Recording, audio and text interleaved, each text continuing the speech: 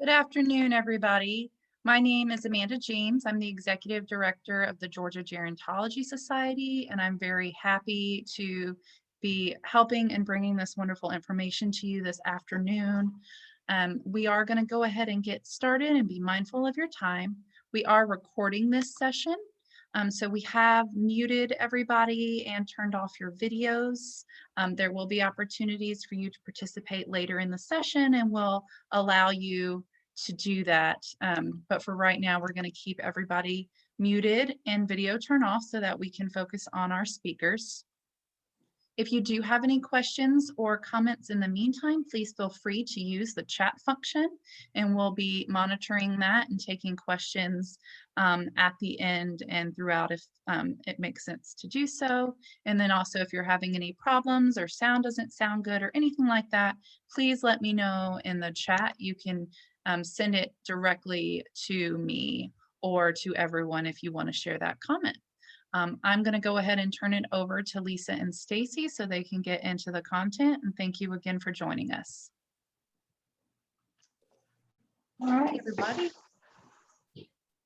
can you hear both of us, I hope? Yes, we can. Okay, great. Stacy, I'm going to share my screen and then you can get started. All righty, thank you. Everybody, my name is Stacy Hoffman. I'm from the Department of Physical Therapy at Brenau University. I'm also a licensed clinical psychologist. It's great to see such a great turnout here. Appreciate your taking the time out to come and learn more about fighting the fear of falling. And let's start the conversation. And I think that's important because for many of this may just be the beginning. Maybe you haven't had this conversation before with loved ones, with your healthcare team. So we hope to facilitate that, or if you have had these conversations before, perhaps add to the knowledge base for you to continue having those conversations. So I wanted to start by talking about where this fear of falling can come from and what contributes to increased risks for falling. So we've posted the 4 most common reasons for why people fall. So medications is a really big one, and various medications can lead to lowering your levels of alertness, lower blood pressure, causing dizziness, weakness. And there are some common medications that are more likely to increase your risk for falling. One of the most common ones are medications that people take to help them with sleep and anxiety. Things like, and you may be familiar with some of them, like Ativan, Xanax, Restoril. These medications are particularly associated with an increased risk for falling. And if you're on these medications, I'm not telling you by any means to stop taking them, but it is something that you may want to talk with your doctor about, and so that you can, if you're going to consider coming off medications like that, you can also then learn other strategies that will help you with sleep and will help you with anxiety, because there's a lot of strategies out there that are not medication related. Other medications that a lot of people use for helping them sleep, like Ambien or Sonata and Lunesta, these medications can impair a person's balance and their ability to think clearly. So if you're getting up in the middle of the night, despite having these medications, they can really contribute to some difficulties getting to the bathroom, standing up from your bed, and things like that. There are definitely other medications that contribute to falls, and oftentimes doctors prescribe these medications because they think maybe that the benefits outweigh the risks. But it never hurts to ask your doctor or pharmacist to review your medications and to look for drugs that may interact or may increase your risk for falling. It's one of the easiest things to try and change once we become aware of it and see how that could possibly contribute to your risk for falling.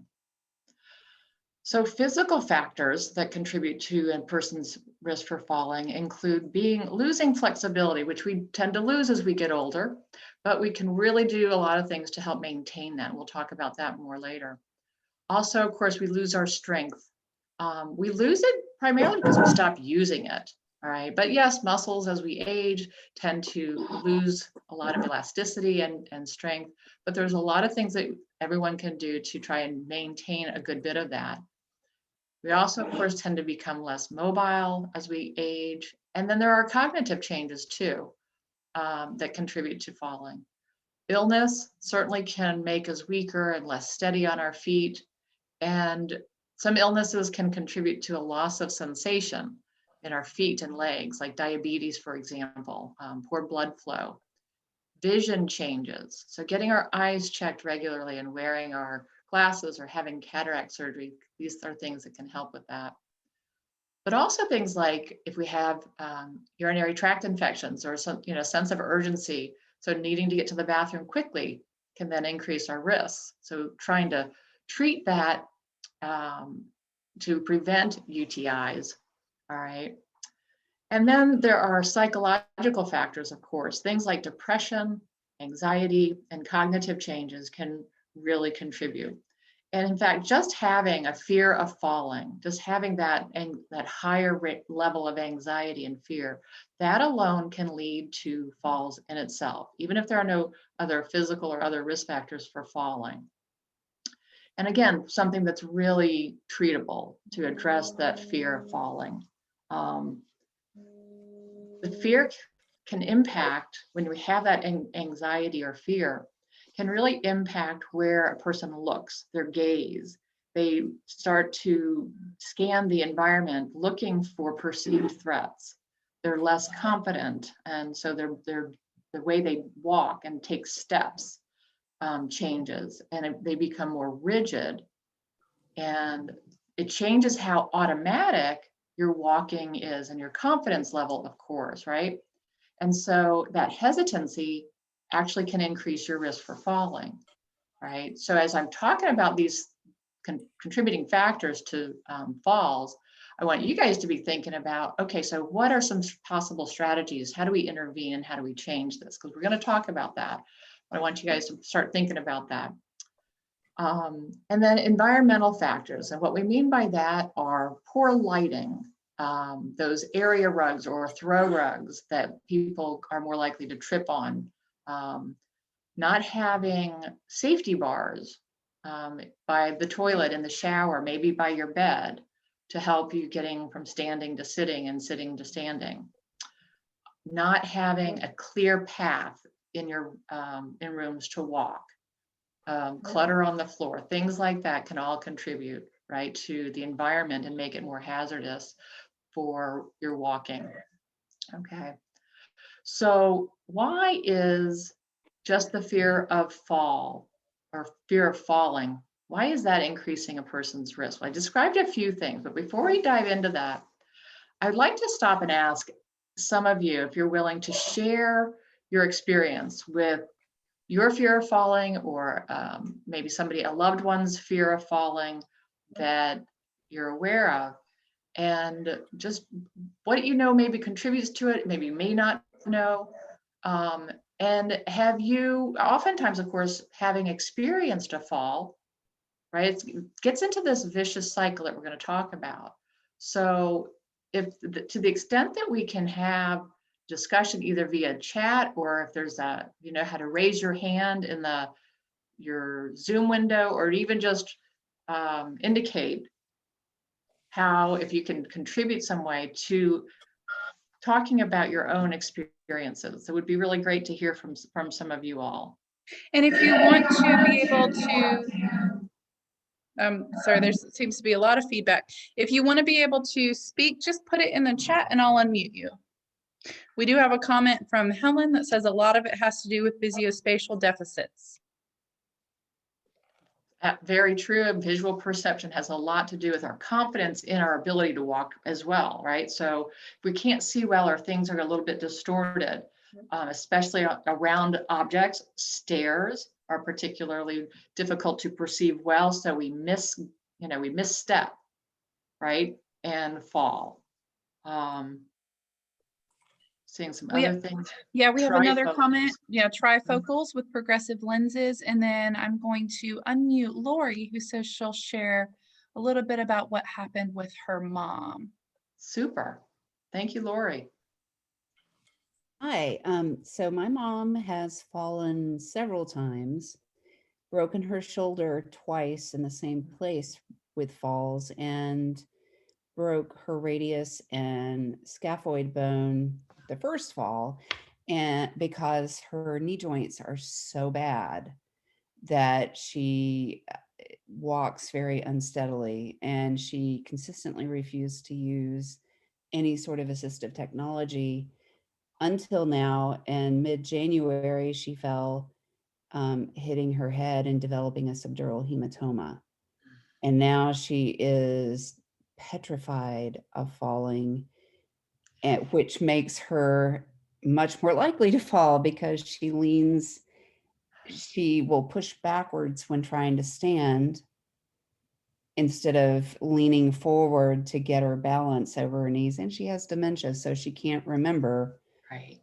to do it. So thank you for presenting this, because I'd really love to learn how to help her feel a little more confident. Great. Thank you so much for sharing that. You're really speaking to, of course, so much what contributes to this vicious cycle.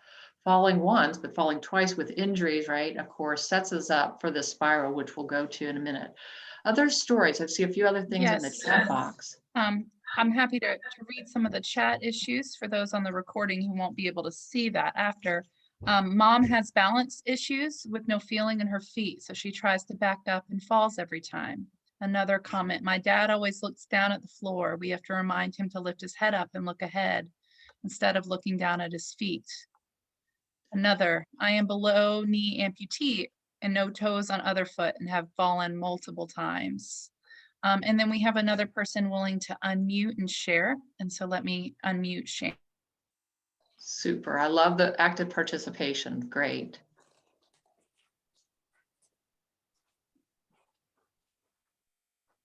Hi, I'm Sharon Neeb, and I just wanted to share.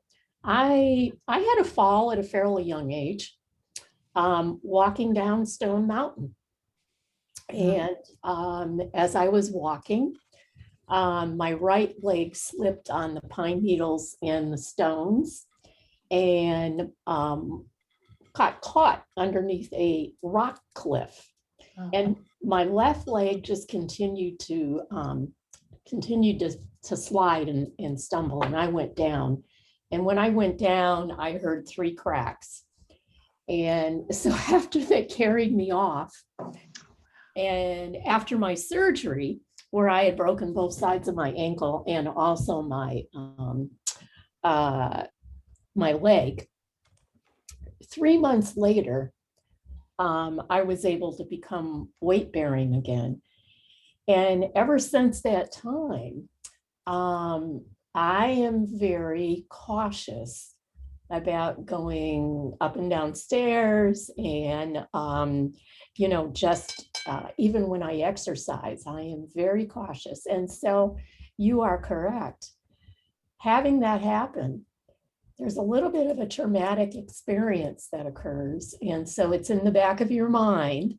Yeah. And even if you're very active, and I'm very active, I actually jog on the treadmill, but with both hands gripped really tight. And that's because of what happened to me. And I think getting physical therapy early on, if you can, might be helpful, because I've totally recovered, but that little fear is still there. Right. So your body recovered, but the mind is still has that memory. And you're, and then we make adaptations, whether we're aware of it or not, and how we walk.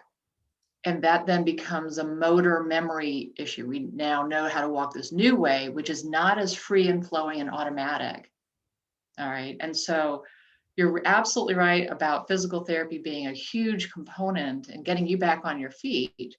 And then also learning how to address the way that you walk over time can be another component of that. Because with this fear of falling, we tend to slow things down. We stop a lot of activities. It sounds like you've stayed engaged, but in a new way, right? As we often adapt to that fear, we may take on adaptive equipment or a cane or a walker, which again, completely changes how we walk. And can affect our confidence level. And so it's this vicious cycle, right? We have a few more comments. in the chat. I'm very careful when I walk downstairs, especially. My knees are weak despite otherwise being healthy. The times I have fallen were shockers, ice, etc. But my falls make me feel foolish. Yeah. Another, I have to remind my mother to use corrective assistive device. And an additional comment, my husband has Parkinson's, so has orthostatic hypertension, and in spite of medication compression stockings and increase in caffeine, he still has random falls. Don't be in a hurry getting in and out of the bathtub is another comment. And then I recommend trekking poles is the final comment we have so far. Yeah, a lot of people, those trekking poles can help get you back on your feet and create a better arm swing, as well as kind of give us an extra points of stability for balance. So that's a common use of those poles, and that's can be a really great strategy. It helps to have somebody guide you, like a physical therapist, in how to use them, believe it or not, because a lot of people use them inaccurately, and it changes their gait even more. So, but they can be a great help and give people confidence.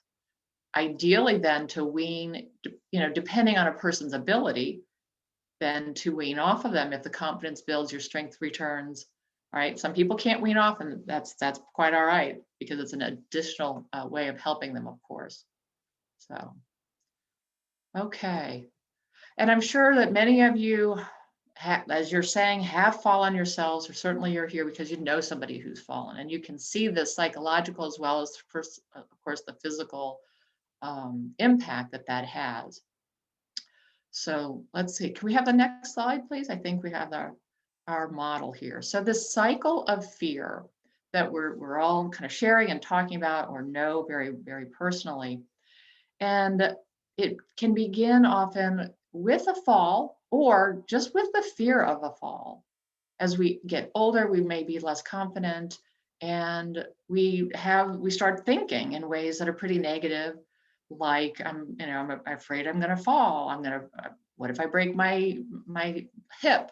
What if I hit my head? There's these thoughts that we have about falling, whether we've fallen or not, that can really then lead to, our thoughts tend to lead to our feelings and our emotional state.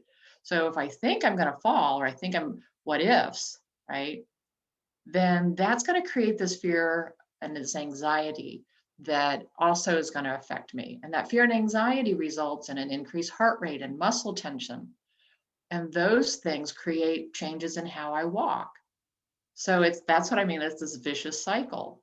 And it's kind of a chicken and the egg riddle of, well, what comes first? Do the thoughts come first and then the feelings? Or do the actions come? Do I start changing how I walk and start looking around more often?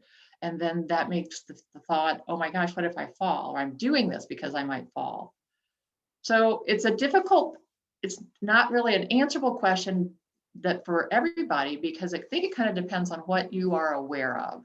And some of us are really aware of our thoughts. And so we might know that we're thinking what ifs. What if they find me naked in the shower, right? Or what if I hit my head? What if I'm all alone? There's all sorts of these questions, or they're questions, the what ifs, but we don't tend to answer them. And that in itself makes more anxiety. So the first thing I challenge you, if you're one of those thinkers and you're aware that you're having a lot of thoughts in your head that are bothering you, is that you try and answer the questions very logically, objectively. Okay, well, what if this did happen? How do I plan for that? What can I do to make that not happen or less likely to happen? So problem solving, and we're going to do a little bit about that as well in today's talk. Some of us are more aware of our feelings, and we're aware that we're feeling anxious or fearful or other things outside of this fear of falling, but we may not necessarily know where that fear is coming from, especially if you haven't fallen before, or if you're just not as in tune with your cognitions or your thoughts. All right. But there are ways to treat anxiety and the fear as well. And again, we'll talk a little bit about that. And then some of us may, again, have the behaviors or the actions that change our walking, and may not fully know that. So again, everybody's a little different in terms of their awareness to which part of the model might be most affecting them. And we want to talk about different strategies for addressing this fear of falling, addressing your thoughts and cognitions, or addressing your behaviors. So again, share time. I'd like to hear from you some strategies that you know have worked for you. Like we've talked about the trekking poles. I want to throw this out, and it wasn't in my list, but the woman who shared about somebody hitting their head when a person is at an increased risk for falling and also has some cognitive challenges so that they're not as likely to remember, I need to use my walker, or I can't get up on my own. Then of course, providing us, doing what we can to provide a safe environment so that they're not hitting things if they fall, as an example. But I'd like to hear from you guys about what you think of, what you've done to break this cycle, whether it's looking at your thoughts and addressing those, changing some environmental components, addressing your anxiety and what strategies you've come up with for that.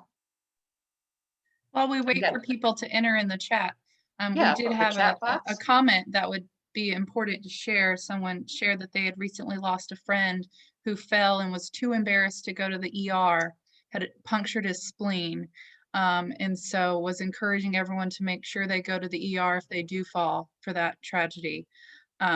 So I wanted to share that while we waited. We do have a comment that's come in, moved into a one-level home as a strategy. Yes. Okay, so lots of adaptations that we can make. And I think what's important as we continue to explore this is that everybody recognize that there are lots of different strategies to break up or to interrupt the cycle, right? This cycle can be changed. And that's what we're here to talk about today. Another is take up all rugs from the floor. Another, get an Apple Watch that has a fall detector. Another, I use a lot of night lights. So these are great. Please continue putting those in the chat. I hope Lisa maybe, and if not, to talk about this Apple Watch. I'm not aware of the fall detector. I'd love to hear more about that. Another comment, I took my sister to the pool 3 days a week for exercise, light ankle weights and shallow water to build up confidence. Another, I slowed down a little bit. Helen, that's a great idea. The exercise with the ankle weights, because in a safe environment like the pool, you can gain a lot of confidence by walking in water, looking ahead and working on your how you move through water so that translates to on land. So great idea. Sharon has offered to talk a bit about the Apple Watch. If you would like me to unmute her, she can add a little bit to that. That would be great for everybody, I think, to know what's out there like that. And while we're getting her unmuted, another person said, I've made it my business to do PT with my mom and water aerobics. Wish the PTs would teach us how to fall, get over hesitancy to ask for help, and wearing a gait belt or some other options that came in. Great ideas. So Sharon, if you're able to unmute, you can feel free to talk about the Apple Watch. Sure. Luckily, I haven't fallen having the Apple Watch on, but I have noticed that at times when I have made a sudden movement or I've done something like I've bumped into something, and my Apple Watch will come on and said, I noticed that you may have fallen. Huh. If you have, press this button or talk to me and we'll call 911. Wow, great. Yes, I was impressed. I didn't even know that was a feature. I love that. I wonder if there's also an app, and there probably is. But of course, if you have your phone, you don't need an app. You just call 911. But that's great. Okay. Thank you, Sharon. Appreciate that. You're welcome. Yes, thank you, Sharon.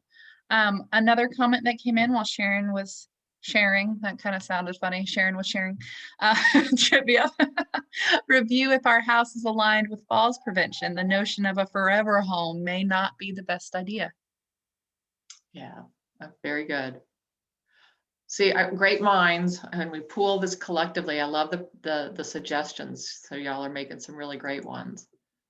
So, and some of those are definitely things that we want to talk about. So, I think, again, going back to what I said, that the cycle can be interrupted, and to empower you all to know that, and then that there's so many options and ways to take back some control.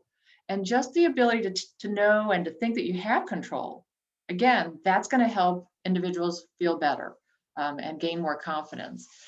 Now, I must say too, that people who are able to do this and gain some confidence tend to be more, have I guess, a more optimistic outlook, and to be able to feel empowered and less reactive to stress and happier.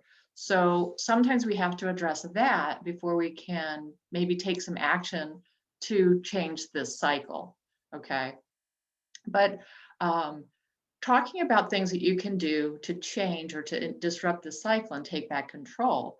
And somebody mentioned this, in the chat, they were hesitant to ask for help, but they got over that. And again, being able to talk to your providers, your healthcare team about your fear of falling, or absolutely, if you have fallen, that they're aware of that, because then that's an opportunity to look into what contributed to that, to look at your meds, to look at sensation, balance, vestibular, inner ear problems are something that's really treatable. Oftentimes, if it's contributing to dizziness and balance and then your confidence, and that's something that can be treated. So if you talk about it and you can tell people about it, then it's an opportunity to intervene and change the trajectory. So this is not going to be a repeated occurrence. You can absolutely change that. It also can lead to, and you don't need to wait till you fall to do this, but getting a medication review. Talk to your doctor, set up a meeting with your local pharmacist to review all of your medications. Are there any interactions? Are there any medications you need to or could come off of?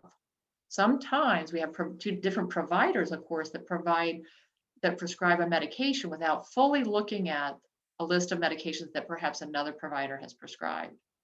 So bringing that to your pharmacist, bringing that to all medication or doctor's appointments for review is really a great idea. Many of you have talked about changes in your home environment, whether it's moving to a one-level home, building a ramp, picking up those throw rugs that are, yes, pretty, but need to perhaps go, so that you can be safer in your home environment, where most of us tend to feel safest, right? We want to be confident that we can move in our homes and feel confident that we're not going to fall. Several of you mentioned PT and being in the pool. So one of the most, of course, powerful, I guess, interventions for everybody's overall wellness and health is staying active. All right. So we can get active, we can be stronger, we can develop greater flexibility. You can do this on your own. There are lots of classes, and I know Lisa's going to talk about resources and how to access some of these. Physical therapy can help significantly with strengthening. It can treat dizziness and flexibility issues, increase your endurance with walking. So that's a great intervention. To address some of the anxiety that many people fear, that I was talking about, the thoughts, the cognitions or the thoughts that we have that lead to the fear and anxiety, counseling interventions are really important for that. Especially if you have fallen and you have, especially for some of the more traumatic falls that some people have had, then being able to talk about that and develop coping skills and different thought interventions for that can be very helpful. Talk to somebody about your thoughts and fears about falling. And with the goal, though, it's not just talking about it, because that can lead to more anxiety. You have to talk about it in a certain way. So the goal needs to be to change your thoughts about falling, not to lie to yourself, but to develop really accurate ways of thinking, and then leading into the problem solving of, okay, well, what if this did happen? All right.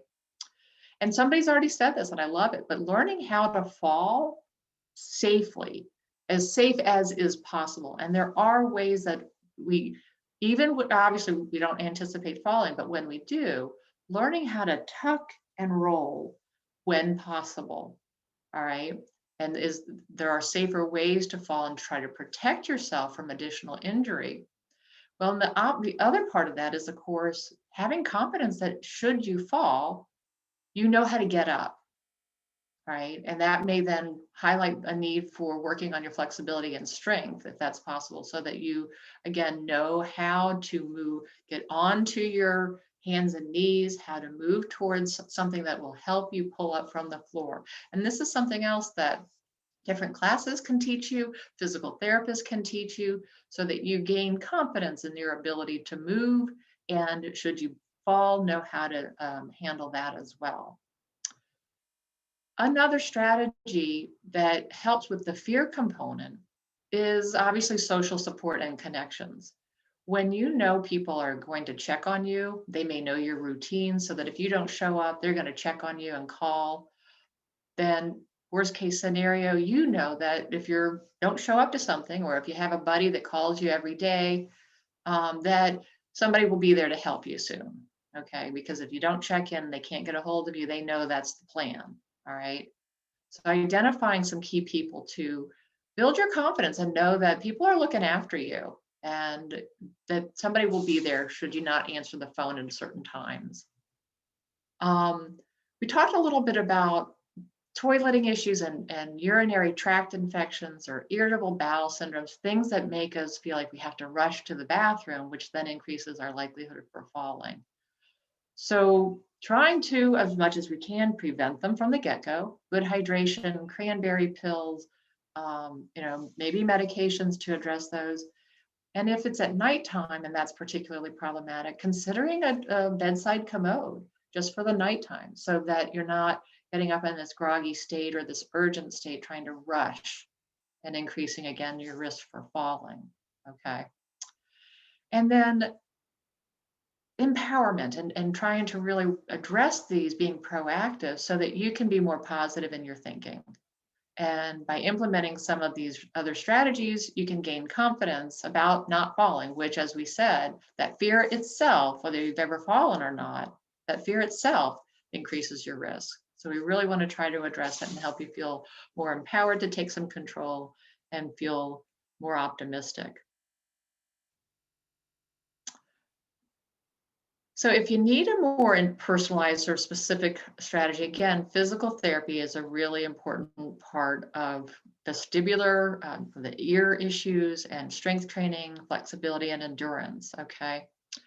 Occupational therapists are really great at improving the environment and helping people access those types of materials, the safety lighting, handrails, bed rails, grabbers for things that are lower on the shelf or on the floor, accommodating your environment, your home environment, so you're not reaching too far up or needing a ladder, or reaching too far down where you might lose your balance and fall over. The cognitive behavioral therapy is about talking to a counselor, a mental health clinician, about that cognitive, the thought feeling connection, and addressing anxiety, of course, in general, or depression, which again can increase a person's risk for falls because it changes their activity level and all of their behavior. And I know Lisa's going to talk a little bit more about assistive technology and different things that are out there to help you and the environment to increase your sense of safety and decrease your risk of falling.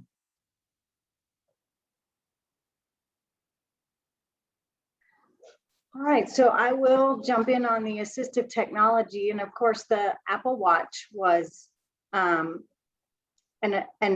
example of assistive technology for fall prevention, or at least giving you more confidence because you know that you have a device that will help you alert somebody if you were to fall. But assistive technology is not necessarily something that is, has a battery in it or plugs in. It can be simple things like the reacher that Stacy mentioned. Anything that helps you be more independent and have more confidence and be safe, so that you don't have to get on that ladder that she mentioned to get the things high in the cabinet. So there are fall things that will I'm sorry, I'm losing my words here, but things that will alert somebody else if you were to fall, or you can ask a family member to wear it so that through Bluetooth they can connect to your phone, and if they were to fall, you would get an alert. So assistive technology is great. Some things cost more than others, of course, but and I will say that all of the area agencies on aging across the state have some form of assistive technology lab or resources, and can help you get connected if you're not sure where to turn. And I'll have some resource for you at the end of the presentation, so you know where you can call. And you'll have a handout as well. I believe Amanda will email a handout to all of the participants, the attendees, so that you'll have the links to a lot of what I'm going to talk about when we go to our resources, which is next. Is that correct, Amanda? You'll be able to email that handout out? Yes, it is, to everyone who's both attending as well as those who registered and weren't able to attend. While we have a quick break, there were a couple of good comments that I just want to share before we move on. One made a note about if you're on aspirin or blood thinners, that it will increase your bleeding if you fall. So that's something to keep in mind. And then there was another story about someone's grandfather who had Parkinson's, who had 15 medications. His daughter went to the doctor with him, and they realized the doctor didn't know about many of them. So they coordinated with all his other doctors, got those down to under 10. And that made him clearer, fall less, better able to communicate. So another case for medication management being insanely important. Yes, that is a great example. I mean, multiple medications interact with each other, and yeah, and if you have multiple doctors, it's so important to go to one pharmacy too. They can help you catch things. So thank you for sharing that. That is a really great point. So as far as some of our community resources that we have, some of you may be familiar with A Matter of Balance, but those who are not, I'll just kind of briefly explain. It's an 8-week program, and basically it focuses on managing concerns about falls, including balance, and it does include balance and strength exercises to help reduce your fall risk. Over the 8 weeks, we do exercises in 5 of the sessions, but ultimately it's not really an exercise class, and that's important to keep in mind. The focus is on changing the way we think about falls, and it's similar to basically what Stacy was talking about.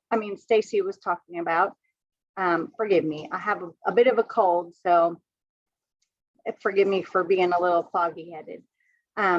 But we want to change the way we think about falls to help us make behavior changes that will reduce our risk, as while at the same time increasing our self-confidence. That's the big thing. So we can go out and do the things that we want to do. So A Matter of Balance really addresses that fear and helps us to change the way we think about it. And we also talk about how to get up from the floor, and we talk about some of the assistive technology that can be helpful for better managing your balance and being safe in your environment. So there's lots of components to that 8-week class. And then Tai Chi for Health for fall prevention is an 8 to 12 session class that is an exercise program, but it's been found that Tai Chi, with the slow movements that are done and focus on shifting weight, is really an excellent program for managing fall prevention and helps with strength and balance. And both of these classes are now available virtually. So that's really great, as we're still dealing with the pandemic and a lot of programs are not meeting in person. You know, they are wonderful face-to-face, of course, but we still want to get the programs out there. So virtual options are available. Fitness facilities, parks and recreation, those are great places to go and find exercise classes. You know, the water aerobics was mentioned. Tai Chi, you might find those in your fitness facilities and parks and rec programs. I know here in our area, we have some available out in the community. for Tai Chi. Yoga classes are great. There's lots of strength and balance classes you can find in your community.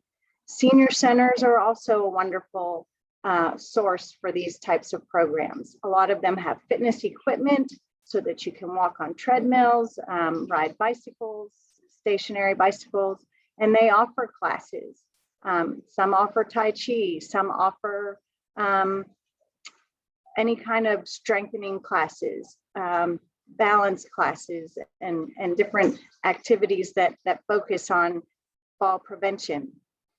And then Silver Sneakers, if you're not familiar with Silver Sneakers, this is a program that is for Medicare beneficiaries that have certain, it's not just basic Medicare, but they have supplements, and Silver Sneakers is a benefit, which is really nice because that's, we want to talk about prevention, and that is the best way, is to join these programs. And if it's at a gym, you get to participate in whatever is at that gym for free if you have Silver Sneakers as a benefit. So it's important, if you're on Medicare and you have a supplement or an Advantage plan, that you see if that is part of your plan, because gyms are not always cheap, that's for sure. But Silver Sneakers offers lots of classes in person when that is happening at the facilities. And there are classes that they offer online, so you can watch videos and do it with them. The live classes, you do have to be a Silver Sneakers member, but there are YouTube videos for Silver Sneakers also, and you can just go on YouTube and find some of those. And in the handout, I have links to those for you. So you'll just be able to click and find some of those for yourself. And then of course, YouTube in general has lots of exercise videos that you can find for strength and balance. And you can, just put in senior balance exercises maybe, or just balance exercises in general and see what you find for videos. So there's lots of options. You don't even have to leave your house.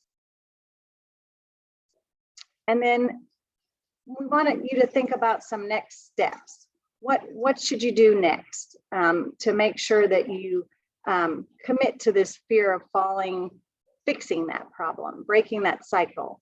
So first you want to check for your risk. Are you at risk for falls? And there's a few ways you can do this.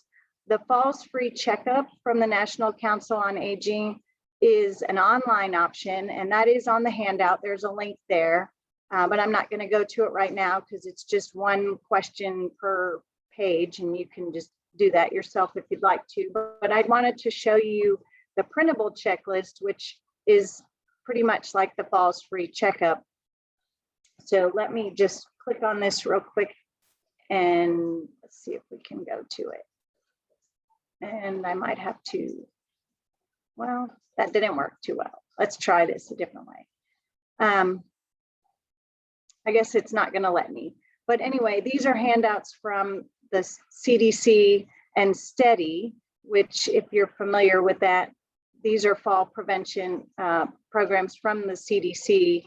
And there's a checklist that you can go through and see what your risk is. And then the check for safety is your environment at home, walking around and seeing, are there cords in places that shouldn't be, or, is there proper lighting? Do I have rails in the bathrooms? What about my throw rugs? Things like that. So all three of these things can be really good tools for you to see what your risk for falling is. And then the next thing you want to do is keep yourself accountable. Set some goals. Maybe your first goal would be to find a class. Maybe your first goal would be to do one of those home safety checklists and see what's going on in your house. Maybe a goal would be to get some better shoes. Whatever your goal is, it's important that maybe you write it down, because that way you'll keep yourself more accountable. You put it on a sticky and remind yourself to do it, and then share with someone. It's so important to you don't want to disappoint somebody else. So if you tell them what your goal is, they'll check on you. Hey, have you gotten those new shoes yet? Or hey, have you found a class? Maybe I'll do it with you. So, share your goal with somebody so that they help you stick with it. So those are some things that you can do to get started to break that cycle and in the fear of falling. And then you can follow up with your healthcare provider, as we talked about, and not just about your concerns, but share your successes as well. They want to know, what's going well for you when you go to the doctor, not just what's bad. If you've found a class and you feel like your strength is better and, you feel more confident, that makes them happy for you as well. And it makes it easier for them to manage your care. Again, a step is something you can do is sign up for a fall prevention class, matter of balance, Tai Chi, or any of the other things that we've talked about. And as Stacy mentioned, reviewing your medications is so important. And like the person who put that last comment in, you can get a printout from your physician's office. If you go there, they can print it out for you. If you can access a portal, you can access your medications there, but talk to your pharmacist. They're the best person. They're the best resource for managing your medications and helping you make sure there's no interactions that can lead to a fall. And then therapy, as Stacy mentioned, this can be really important, and you can talk to your healthcare provider about getting a referral for physical therapy or occupational therapy, and really having your environment looked at home can be beneficial as much as the physical aspects of therapy too. So occupational therapy and physical therapy can play a huge role. And then a few other resources that I wanted to share with you, because we're talking about mobility, and the My Mobility Plan from the public health standpoint is an important resource.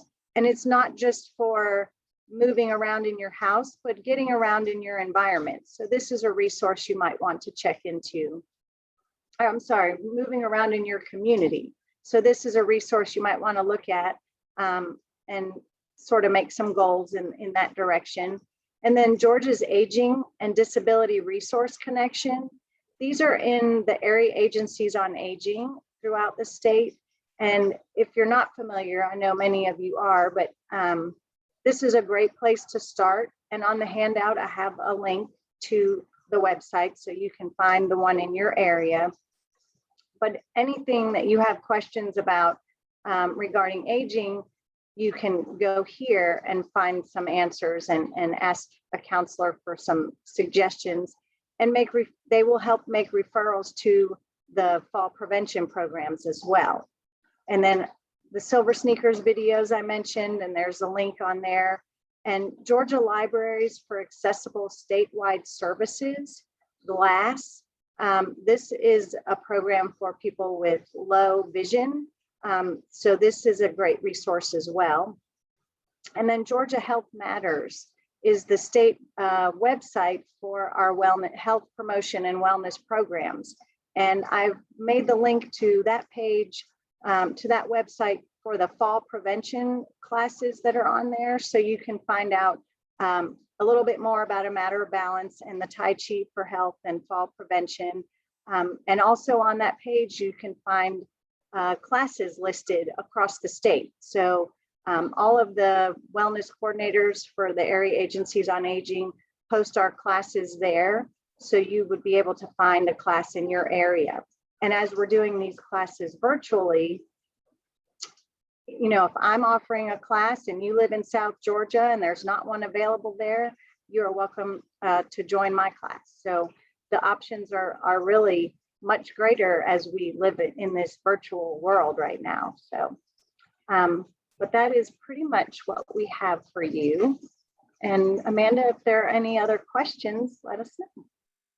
We have a few that have come in, and if you guys have other questions, please put them in the chat now. One, I think you just answered, which is, will sign-up instructions be available for a matter of balance class? And it sounds like that will be on the handout that people will be receiving. Is that correct? they can, generally speaking, they can go to the website, the Georgia Health Matters. But also if they want to check with their area agency on aging, and the resources are all on that website for the area agencies on aging throughout the state. Even if it's not posted on the classes are not posted on the website specifically, but they can call us and we can direct them in the right place. Great. And I have two other questions and a comment I just wanted to share before I forget. Someone mentioned a recumbent bike is much safer than an upright bike for some people. So something that might help people on the call. The first question we received toward the beginning of the presentation when you were discussing medications, Stacy, and the question was, what about newer SSRIs like Celexa? You're still muted. Is it not letting you unmute? Hold on, let me help you out. Great, thank you. The great question. You know, there is research out there that all antidepressants can, people who take it, I guess the best way to put it would be that people who are on antidepressant medications, whether it's an SSRI or SSNI or SN, whatever, antidepressant medications, are at increased risk for falling. Now, whether or not that's the medication or whether or not the depression is a question. But it can contribute to feelings of dizziness and fatigue, especially in the initial phases of taking those medications. So it is something to be aware of. Great question. Another question is, how is the fear of falling similar to or different from exercise caution during daily living? And I didn't quite understand what that meant. And so maybe it makes more sense to you all as the subject matter experts. But I was also going to see if you wanted me to unmute Fing Yang, who asked the question, to see if maybe they could elaborate on that. Sure. I wonder if it's, yeah, I'd love to hear more if it's exercise caution or if there are precautions for medical reasons. So. Thank you for the great talk. And yeah, I'm sorry, my question does not make sense if you did it at first. So my question was basically, there was a person, she shared her experience with the group, right? So she said that she had a fall, and then since then, she has been very cautious, right, to when doing the exercise. But to me, that sounds, it shouldn't be called like fear of falling, right? Fear of falling to me is like, yeah, now I feel like I have the fear of falling, then I will like limit my physical activity, or I will just reduce my physical level. That will keep like you will experience the deconditioning, then your risk of falls will keep increasing. But like in that case, right, it's different. So that's why I was thinking, is there like a term or something for the like the you exercise with caution? I think that's a great question. I think it's a good example of, and obviously I'd want to, if I could ask more questions of the person who spoke of that to understand it a little bit more. But I think it is evidence of the cycle of how a traumatic event like that then makes a person more cautious and can change their movements. And I don't know that there's a real difference there. And what happens is we can make these accommodations that seem to make sense, right? If I have this traumatic fall and these injuries and a long road back to recovery, and now I'm more cautious, that's going to likely limit my activity level to some level. And then that may, again, start the cycle of limiting a little bit more to accommodate my concerns, my fears. And I think that there is a fear, based on a traumatic experience. That, again, it all makes sense. And yet what's important to know is that there are interventions that can help us overcome that cautiousness or that fear. It makes sense, and it's very legitimate and very reasonable, and it can be interrupted and changed to get back to,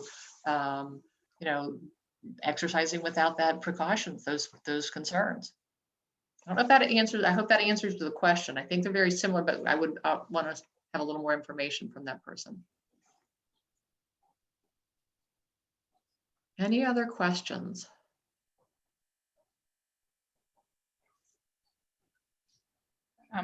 We just had one come in. It says public advocacy for falls prevention, framing this as a community challenge is critical work to increase community awareness, like today's event and the great work you're doing in Northeast Georgia. One example, sorry, scrolling down, I lost. One example for this message is to adapt Georgia Public Health's OASIS data to show ER visits by county and ages. How many ER visits by your county residents per year? That makes it real for many. Great point. Yes, and I would assume, I don't know, that data is tracked, maybe not published or put out to the public to know about it. Elizabeth Head, who works for DPH, she says, we have that data and happy to share. Elizabeth, is that something that you could send to me that I could include with the other handouts for today to participants?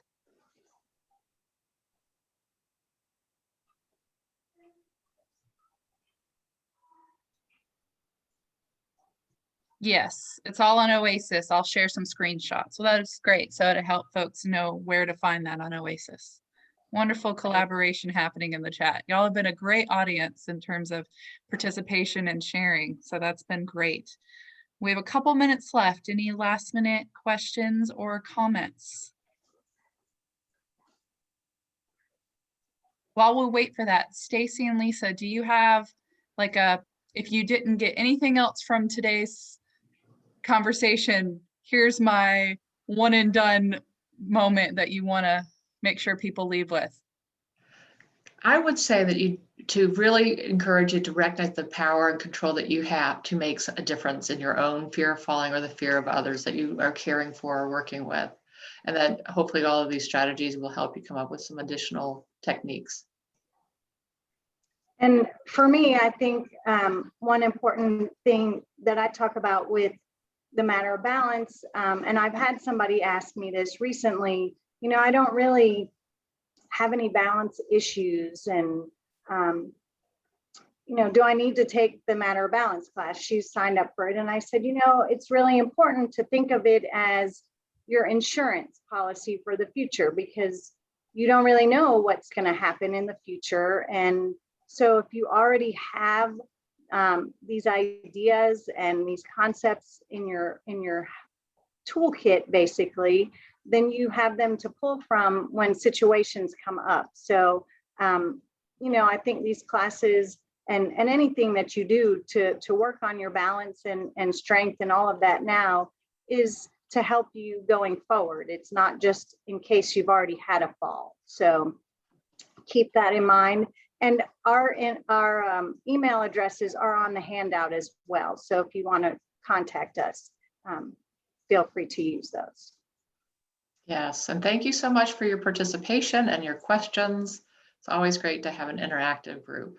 Yes. Well, thank you, Stacy and Lisa. I'll echo what's coming throughout the chat, which is multiple thank yous. This is great information. I'm going to share it with people. And so that's always what we want to hear. Thank you for allowing the Georgia Gerontology Society to help host today's events. We will get this recording and handouts and that additional information out to everybody who registered. Please feel free to share that with others that you think it will help. And with that, I will say have a pleasant afternoon. Thank you again, Stacy, Lisa, and participants, and goodbye, everybody. Thank you. Thanks.